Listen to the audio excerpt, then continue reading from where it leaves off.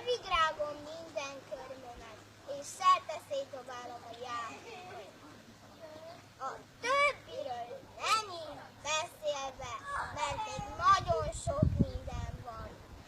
Jaj, de jó lesz, ha már felnőtt leszek. Csak egyet nem értek, az én apukám és anyukám már felnőtt. Miért mossa meg mégis a kezét? Miért teszi fel mégis a pulóverét? Miért ért mégis a lába elé? Miért teszi fel még a pulóverét? Miért nem rágja mégsem a körmét? Miért rakja rendbe mégis a holmiát? Meg fogom tőlük kérdezni egyszer.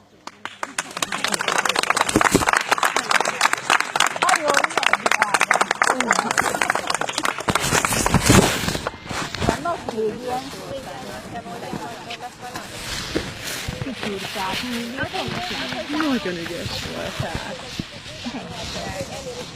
Többet is vegyél. Jó? Jó, ha még egy lett volna, te voltál? Nem, a Sasa. Vegyetek, hol a Sasa? Ott áll, ahol felüveg a kislány. A kék sárba. Ott lecsisül, mondják. Én nagyon